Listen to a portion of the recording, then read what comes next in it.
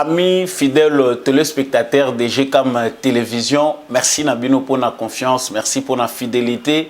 Boakordaka biso pour te memela bino basango ya mai elekaka na kati ya République démocratique du Congo, bien sûr à travers analyse et décryptage ya ba information ya nyonso oyo tozwaka lokola ba information na mboka na biso. Merci Nabino ndenge pe boponi émission Nabino préférée table de vérité. Mais ça oizoko bako pesa bino basango na lolenge penda ya solo.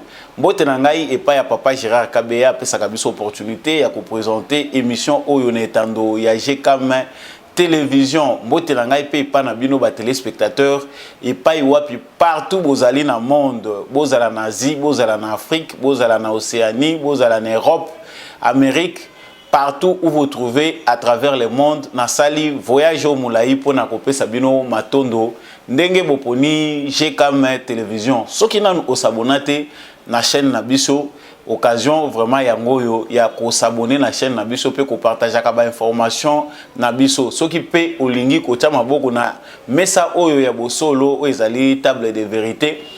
Na kanisi ba numéro na biso ezali wana na se etando yo koyeba kosala yango na mesana koloba pe na lobaka kaka ki samba olonga mokili eza balance nyonso tosalaka na se ya moi oyo toyebaka kofuta yango justice ya nzambe moto moko ta échappaka na contrôle nango suprématie nyonso puissance nyonso ezalaka juger na sa mokili kaka nzambe nda sambaka te mais biso bato nyonso toya na sa moyo yo d'une manière ou d'une autre toyeba ko répondre na ba acte na bino. C'est pour vous dire que justice ya nzambe moto moko te a échappaka na contrôle nango. Je vais très rapidement na actualité à lelo oyo ezali dominé na délégation congolaise et armée congolaise ekendaki dans le cadre ya mécanisme conjoint de vérification na CIRGL.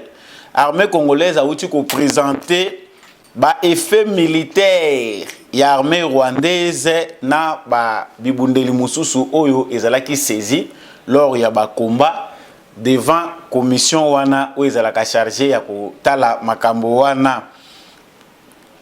Deuxièmement, tokolobela information wana tokoyeba na kanti bilili ekozala pe bokomona ngo ba photo ya ndenge armée congolaise azali kotalisa ba tenue militaire oyo ye azwaki ya armée rwandaise ya ba roquette ba balle ba biloko ebele ba effet militaire oyo M23 batambolaki nango oyo armée rwandaise atambolaki nango na sol congolais. De l'autre côté, ONU aza ko appeler au calme. ONU ye alobi aza ko senga les deux parties de résoudre les différends à travers les calmes, bazala calme na kimia. Pe bazali ko senga ke ba parti nyonso mibale Congo na M23 ba résoudre problème wana à travers dialogue.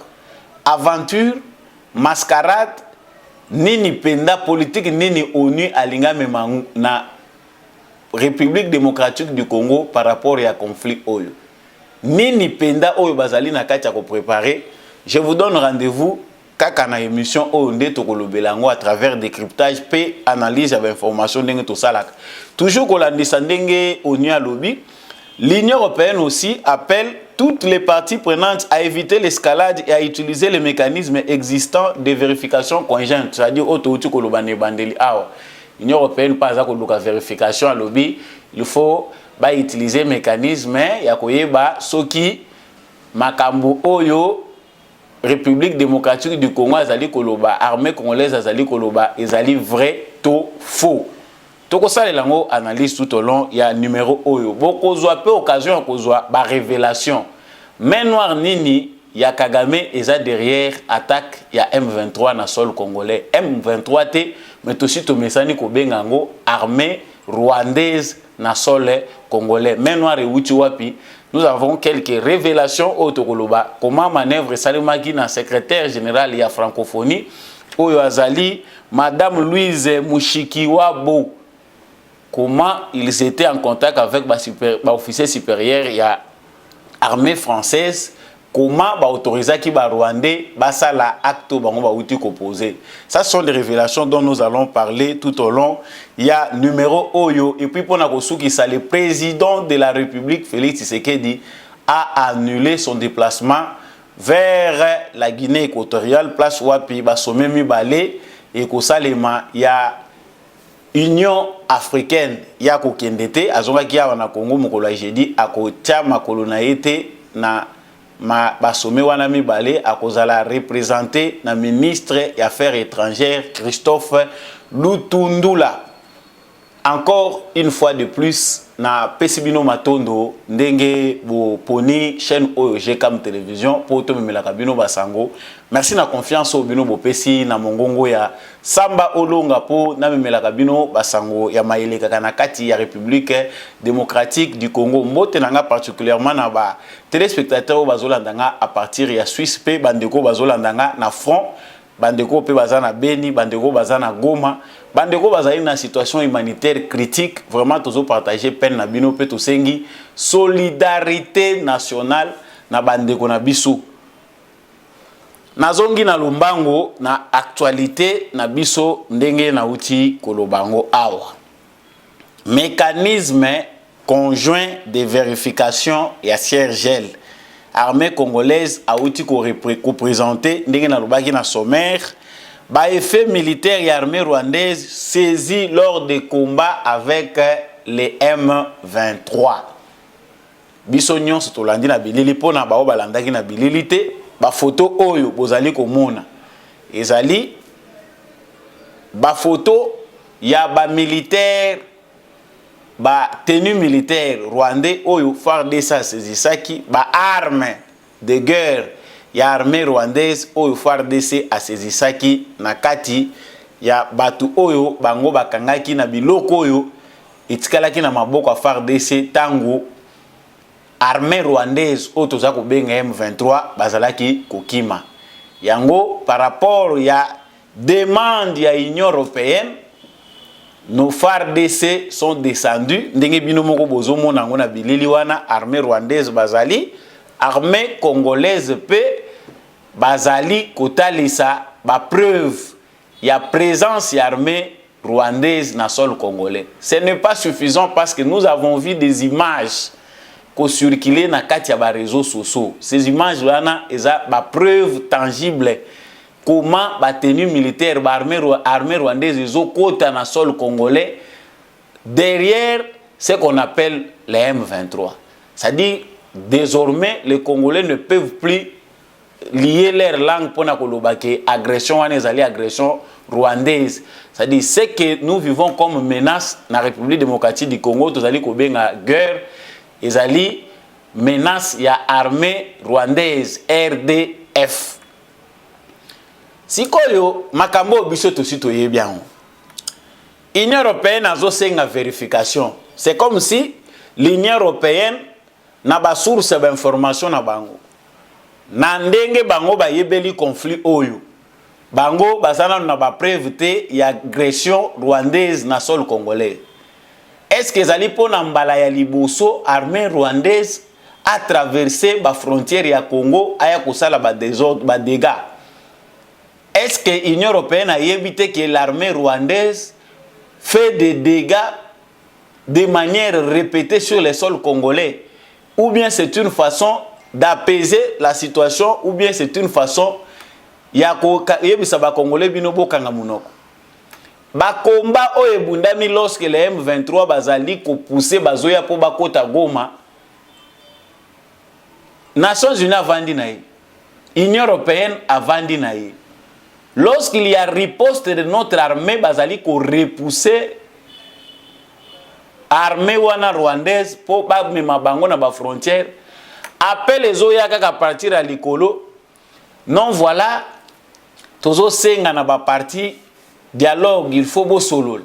Si dans tout a vraiment clairement nous Congolais qui maîtrisons l'histoire de tout ce qui s'est passé parce qu'ici c'est inutile ya ko banda ko rappeler les sous belémé les kaki. Qu'est-ce qui s'est passé entre les Congos et les Rwandais depuis 1998 till les lots aux alines à 2022? Les Congolais qui ont en esprit l'actualité de la guerre à l'est de la République démocratique du Congo ont la maîtrise de cette question. Est-ce que l'Union européenne est là bapaya batumoko batie bango sika baya kotuna nini yango ezoleka to nini bayebite? Ça c'est une aventure. L'Union européenne bango moko bayebi bango pe baza faire partie na bato ba fabriquer Kagame pour comme lelo oyazali. Mais ici, ils sont en train de feindre de jouer les sapeurs-pompiers.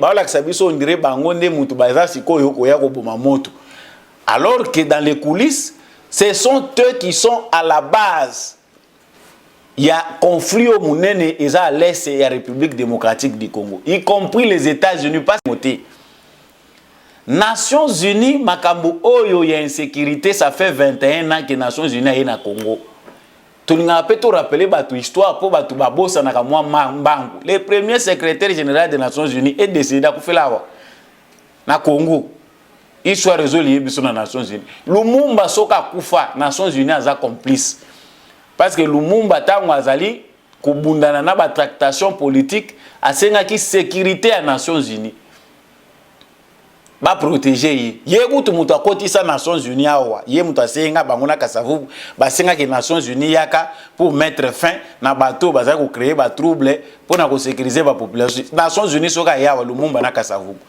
Mais quand Lumumba était en danger asengi ke Nations Unies est sécurisé ye ba ye ba sécuriser pour un temps tango ba yokani ba moni ke intérêt na bango il faut ba boma Lumumba. Les Nations Unies mission à Nations Unies na Congo. Et à l'époque, Congo belge, bah se retira, bah isola Lumumba. Parce que ceux qui les Nations Unies continuent à sécuriser Lumumba, Lumumba n'allait pas mourir. Bah alinga gaza la sous protection na bango. Soit bah alinga qui va extrader, alinga gaza la peut-être réfugié à Zotiela Makene Lubanda. Mais na ba dernier jour ya Lumumba, avant quoi ya na maboko ya bato ba kende ko bomaye. Les Nations Unies se sont retirées, balongoli sécurité na bango, ou bazaye ko protéger nango Lumumba après destitution na yi. Ça ce n'est qu'une petite page de l'histoire pour na kolobela makamu Nations Unies sali aw. Associé à ces bilans depuis plus de 20 ans, oyo biso makamu tozolobela makamu wa Nations Unies. Bilan awa ya MONUSCO, mission à Nations Unies na Congo, est largement négatif. Dans l'armoire, il y a Nations Unies. Tala ebele ya ba procès, tala ebele ya ba accusation, ya ba crime contre les droits humains, ya ba hécatombe, ba massacre, ya forme na forme à l'est du Congo. Nations Unies na nuye azwa kaka tenter ya ko conclure une fois pour toutes. Ici, c'est qu'on nous appelle donc l'ONU azana est contre ba Congolais. C'est déjà connu dans la République démocratique du Congo que l'ONU n'est pas avec les Congolais. Chaque fois, Bissot aux la position Moroboé et à se prendre en charge, l'ONU a interféré dans Makambouana. Moussala Mabé à MONUSCO awa n'eng toujours le bilan négatif wana. Et c'est Ebani Nango. L'Union européenne et l'ONU pour se moquer de nous. Une fois de plus, balingi que tout ça na se totika. Toyoka na Rwanda. Koyoka no ba bazo senga Congo a traité ba différents wana l'amiable to trouver un terrain d'entente. Terrain d'entente va retrouver on ndengeni parce que tout le monde veut la paix. Mais paix na jaro bazo ya Congo ezake Congo azala kaka assujetti na politique na bango na complot na bango international. Si Kagame aujourd'hui qui ne représente rien boyé individu a commis tout puissant na mitu ya batu mususu. C'est parce que Bango va autoriser à combattre n'a pas commis. Les massacres du Congo, ils en ont moutu à ONU. Mais ici, le président Félix Tshisekedi dit bien que Batebele va condamner.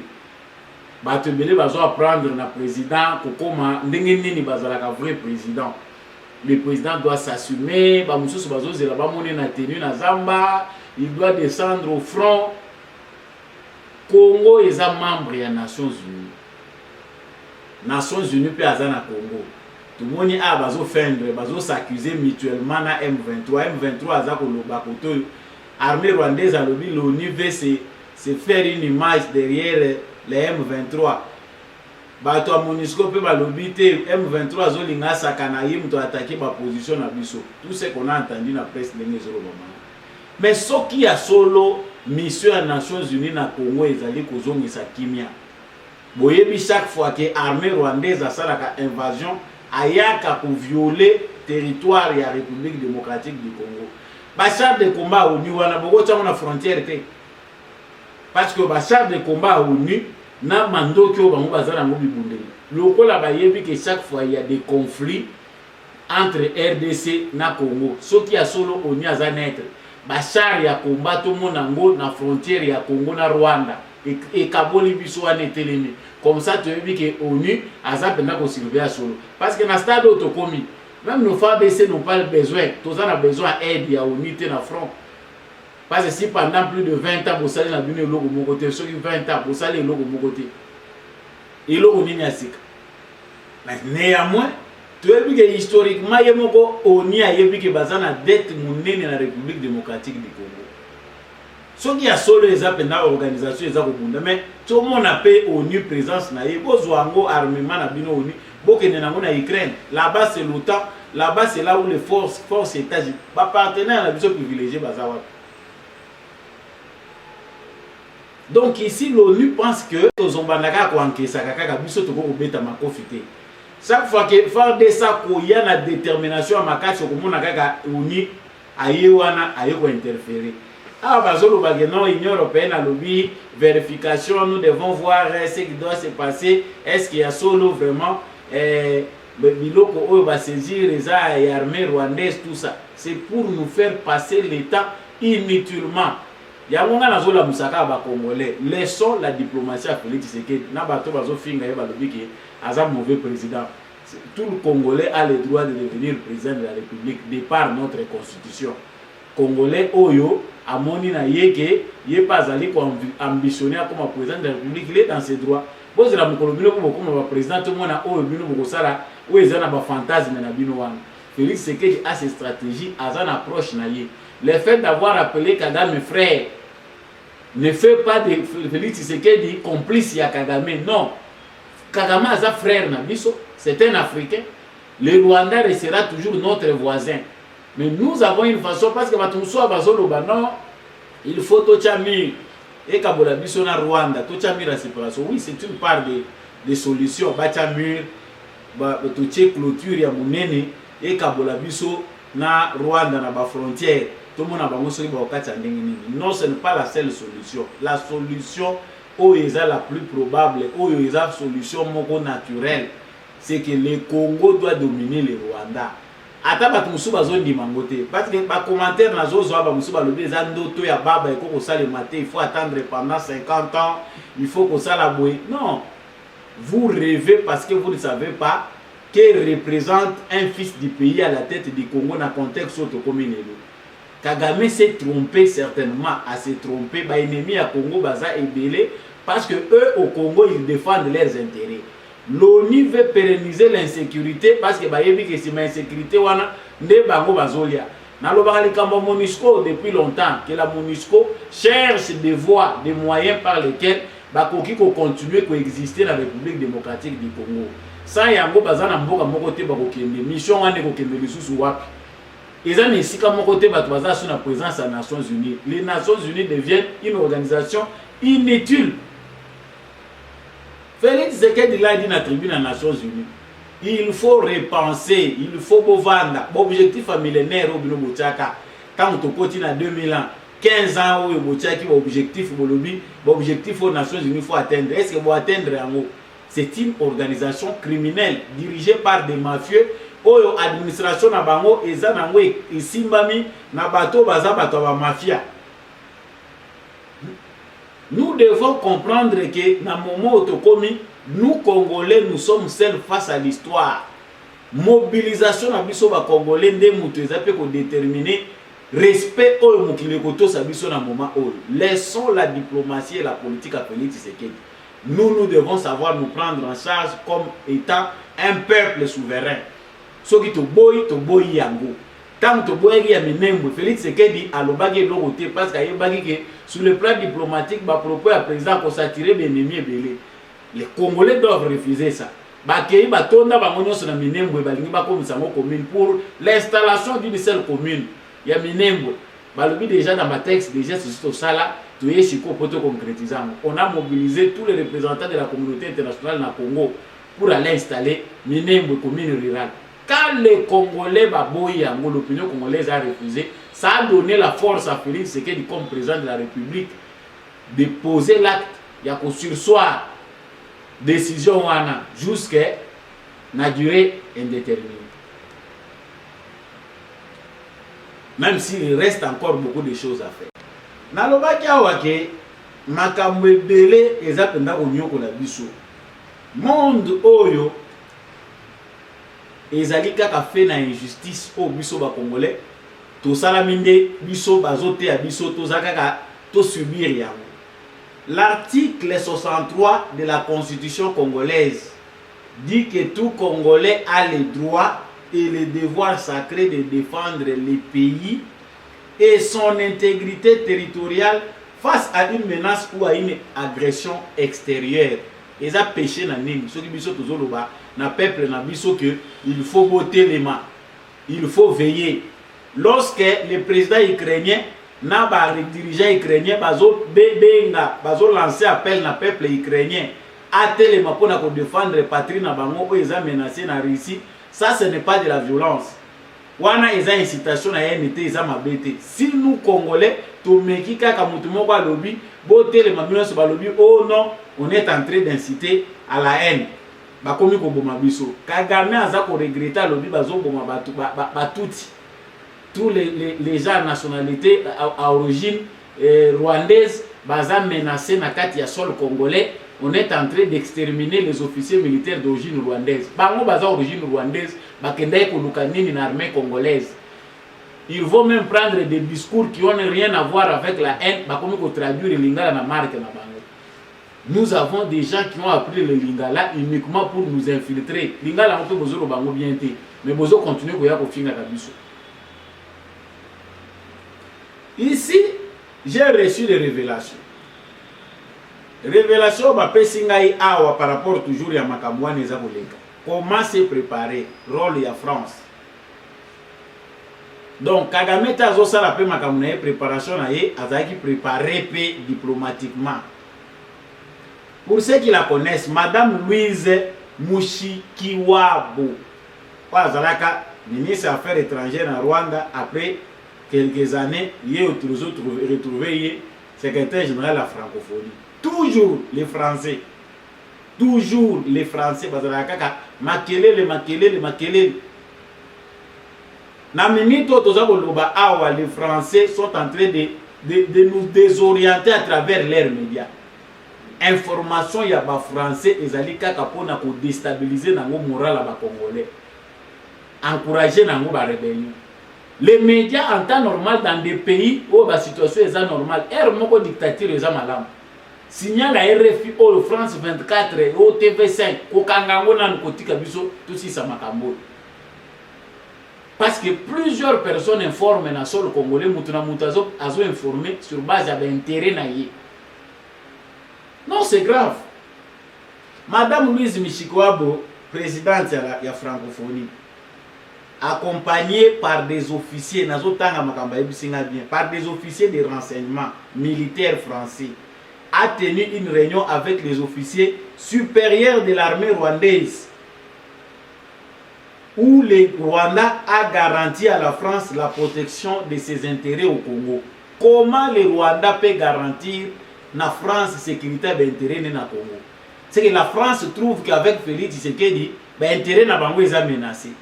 Kagame, c'est le meilleur représentant de l'intérêt na bango. Ils doivent batengama na mupanzi ya Kagame, ba inciter pour avoir mise na bango, bazala continuer kozwa ba intérêt à Congo. C'est-à-dire pour pérenniser le système où bango ba kozwa ba intérêt na bango na ndenga bien na Congo. J'ai le problème de la France. Alors si ça n'a un message au bapesa kinga. Plus tard, l'armée rwandaise est attaquée Congo. La même date de cette réunion, général américain commandant Yafricom à ABC Rwanda a prévenir Rwanda contre-attaque na RDC na Congo. Officier français à ABC Bango Bobanga na binote. Ça dit, Makambo, tout le monde a résurgence et insécurité. Dossier au M23, ils appellent la facette na Moussous. L'autre facette, c'est les intérêts français qui ne sont pas respectés sur le sol congolais. Les Français, pour ils doivent créer. Et là, on a le bagamu mingi, j'ai reçu des informations que ils vont créer une très grande rébellion. Mais tant que les moyens de créer le Moussous dans l'Est du Congo, ils doivent se servir déjà dans le groupe existant pour déclencher quelque chose d'envergure pour déstabiliser Nango Félix Tshisekedi. Ce qui s'est fait, na face Nango caché. Il n'y a pas seulement que Kagame, la France est aussi là derrière pour ses intérêts. Donc, si Kagame a fait la manœuvre, nous avons trouvé une manœuvre normale. Ce qui se passe, c'est que il est là avec les Français. C'est-à-dire que ça les réunions dans la sécurité, parce que déjà dans la carte à Congo, il y a des gens qui sont salam. Minera on peut pas bomber la biso ba congolais to yebi angote. Ce qui fait pitié. Na vandi na zozo liste ba minéraux ezala na Congo. Oyo bazolinga basi la biso nyonso baya ko occuper na mo Congo. La plupart des Congolais ne connaissent pas ce qui se trouve dans leur sous-sol. La plupart des Congolais. Pour ceux qui connaissent peut-être la plupart aussi mourra sans koye ba minéraux angoto ko felaka. Ezala couleur mi. Ba musupe ba yebi komona ngote. O minéraux mokili mobimba bazo pomela biso awo. Bata bazolo ba réforme ça itikali kaka na mupepe ezolo boma na oka na mupepe. Ezolo boma na oka na mupepe ba réforme. Mais les Congolais que nous sommes tous en attente moi na botami azokola bazotangisa ye manganèse, coltan, uranium, on n'a même pas des échantillons, on n'a même pas une façon où ils sont concrètes ya kolakisa bana biso ba minéraux pour la plupart bataille yango soki na secondaire soki na banda primaire bataille yango ba ba kende kosala géologie mutu peut-être ba ko kozwa moins expérience à kokisa la descente sur le terrain ba ye ba minéraux ndezala. Nous mourons ignorants sur nos propres terres. Kuna Kagame na ba français ba lobby pour nos intérêts au Congo nous mourons. Malamu Félix Tshisekedi akufa. Malamu va décimer toutes les populations à l'est du Congo pour bango va pérenniser le système d'intérêt. Vous avez l'information. Parce que psychose toza ko mona awa à travers batu. O moni batu baza déplacer balobi bitumbeza kaka ekoto la désinformation. Les médias français sont dans les coups. Ba o ya biso à l'intérieur, plein dans les réseaux sociaux. Moussala na bango ezali kaka ko désorienter batu bazala mal à l'aise. Et quand vous êtes dans la panique, sachez que rien vous ratez pour se maintenir. Arma zo sala moussala makasi fois azala na soutien à FARDC, azala na soutien à population pardon. Kotoyo eza campagne à désinformation et la population ne sait pas bien ce qui se passe. Bolandaka ba médias na biso officiel, RT ne sait comment kolobela basanga. Tout se contenter na oyo bazo pesa biso na ba source officielle. Au lieu d'aller dans la source où le président a annulé le voyage na Guinée équatoriale, où il fallait qu'il y ait des sommets à l'Union africaine. Na l'Union africaine, na l'Union européenne, na les autres. C'est-à-dire tous dans les jeux. Présence à Félix Tshisekedi, les autres sont mal à l'aise. Diplomatie à Félix Tshisekedi est efficace quand on a bateau, baza progressiste. Ces Africains-là qui comprennent qu'aujourd'hui, l'Afrique doit être unie, pensez pan-africaine les alliés nini.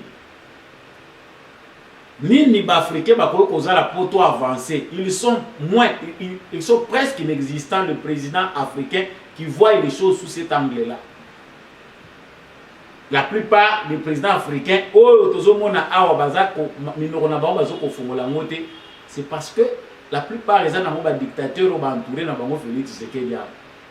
Leurs intérêts, ils ont demeurer dans le pouvoir. Ce sont des gens indispensables.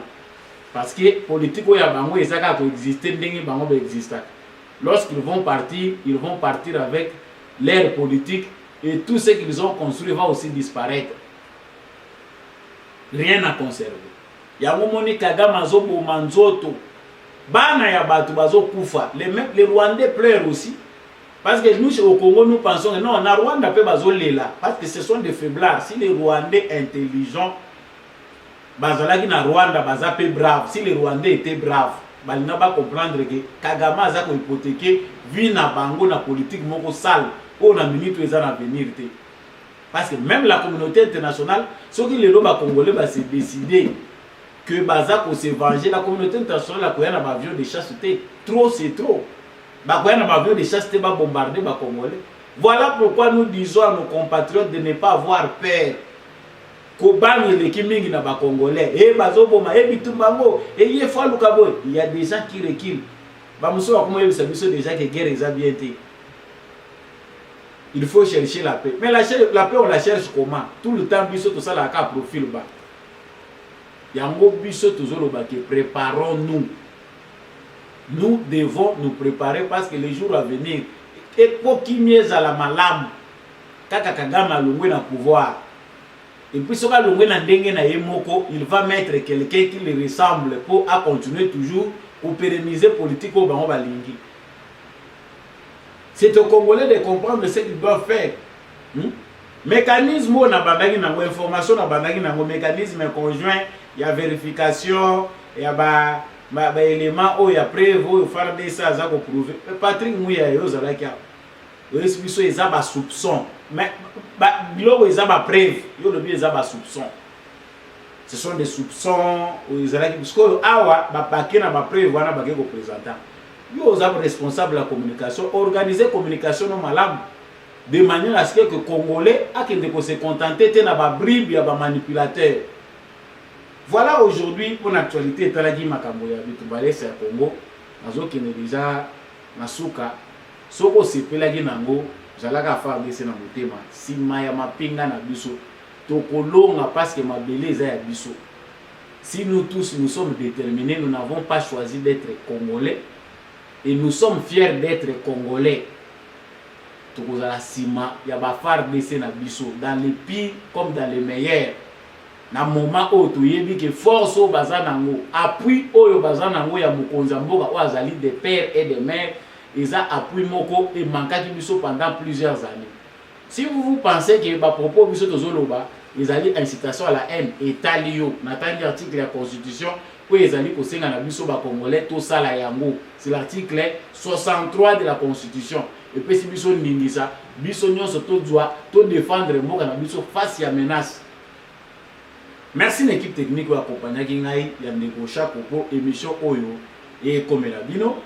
Merci également à Bino Nyonso vous continuer pour soutenir biso, vous continuer pour team de la biso ba message na bino ya encouragement pour toko ba toujours pour éveiller ba conscience toko ba kola musa bande na biso ba congolais. Biso nyonso to telema, biso nyonso ba FARDC to yebi ke bendele et koko ya te. Tukutani na prochaine émission. Bonsoir peuple congolais, on les appelle... Un en un, ils finissent par déchanter et passer aux aveux. Pareil aux ennemis de Félix Tshisekedi qui ont manipulé des communicants pour porter atteinte à la vie privée d'un chef de l'État, cas du journaliste Pero Louara, ces personnes ayant sous-estimé la capacité d'Augustin Kabouya à gérer le parti au pouvoir, ont depuis un certain temps choisi la voie de la calomnie et diffamation pour noyer l'innocent.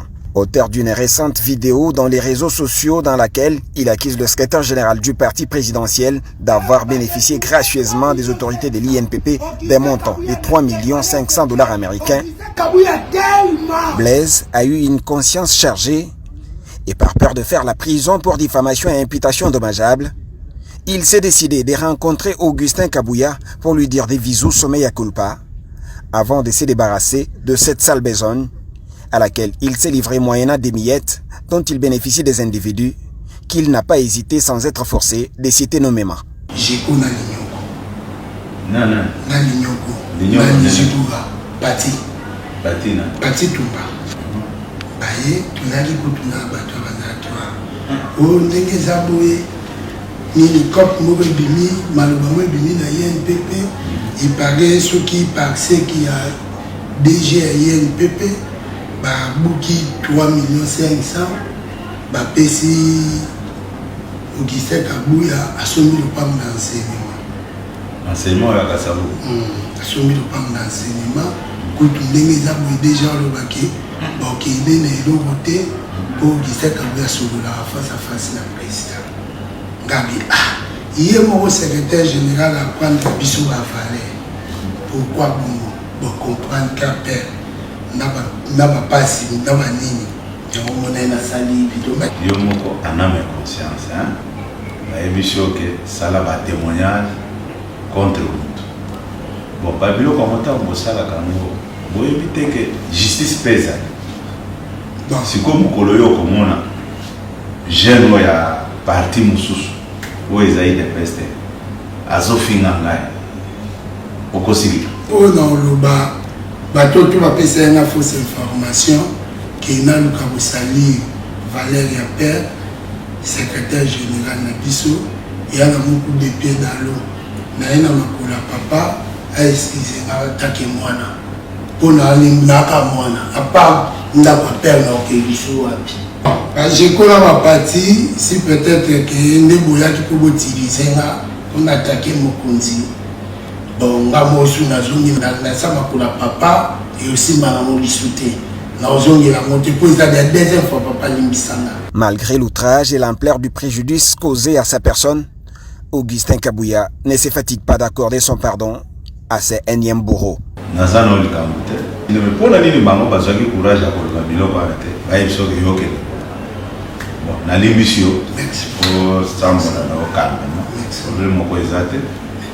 Ainsi bato bakolanda vidéo bakotirer conclusion na makamnyo so yoba maka contre ngana lo bakala ke zambe nda asepeli na minute oyo nazala secrétaire général ya UDPS jour président bakoloba ke nazala te ça va s'arrêter je ne force rien mais ce qui mutombo kilaza ko kanisa ke à partir ya ba makambo ya koloba ou bien kosala côté ça volonté ensemble. Si je suis là, c'est par la volonté de Dieu.